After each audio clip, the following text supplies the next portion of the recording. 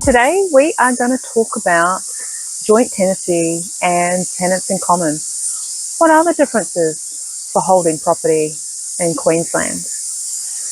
Now, buying property can be very exciting, and usually buying property with another person is even more exciting. There's a lot more unknowns, and there's the question of how do you wish to hold the property together? So the first option we're going to go through is joint tenancy, and then we'll talk about tenants in common. Now, there are many other ways in which you can hold property with a person, but today we're going to just talk on these two, as these two are the most common for individual persons. Now, with joint tenancy, a key point to make about that is that joint tenants are always in equal shares, and they also have a right of survivorship. And what this means is when one of the individuals passes away, their share of the property is automatically transferred to the other remaining joint tenant. Now, you can have joint tenants with more than two people, so it could be joint tenants with 3 or 4 people as well. Of course, the more people involved, there can be more complexities and more expectations and emotions of people that you are also having to manage as well. Now, for joint tenancy, this is probably most common in married or long-term de facto relationships, and couples that are buying their main residence as well. And often with the situation have their goal is often about simplicity. This type of holding of property, joint tenancy, will only suit certain people that are often in very similar life stages and are highly aligned with each other's intentions as well. Now, moving on to tenants in common, this can have some different elements to it. So there can be uneven shares held. So one person could have 1/3 of the property and the other person could have 2/3 of the property. Again, you can have joint tenancy with more than just 2 people.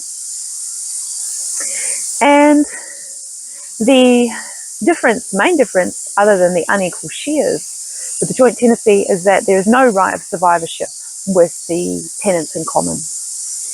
And so when someone passes and the property is held in tenants in common, then their share is dealt with in their will. Now, hopefully they have a will, and if not, then it will be the laws of intestacy. So common situations in which tenants in common would occur is when there's general family members buying. It could be brother and sister, mother and daughter, it could be friends, business partners. There's quite evident unequal financial contributions, and sometimes blended families or second relationships as well. Now, why the right structure protects relationship is because you've got to be asking questions like, what happens if someone wants to sell? What if a person contributes more over time? And what if circumstances or the relationship change? These are the kind of questions that you probably want to be having with each other, and also your solicitor and or conveyancer as well. You know, because choosing the right ownership structure in the long term it's less about predicting the worst, it's more about creating clarity and fairness for the 2 or more of you. So, what does the role of legal planning have to do with all of this? Well, ownership structure is usually the first layer. So depending on the kind of relationship and the people that you are purchasing property with or obtaining property with, you also want to be looking at things like, is there a requirement, or will this be very beneficial for us if there's a co-ownership agreement, if there's a family agreement. You also want to ensure that everybody's wills are very aligned with what's right for them, and also potentially for the group at large.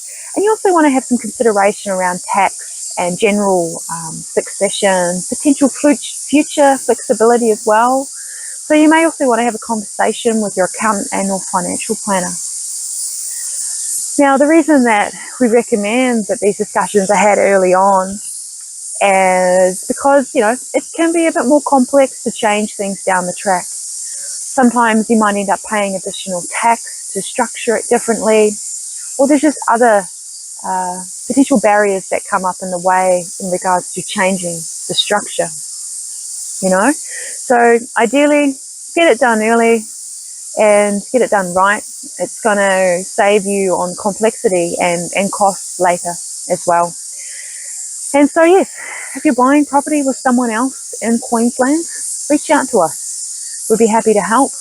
You can find us on our website, www.onennesslaw.com.au, or also our email, info@onennesslaw.com.au.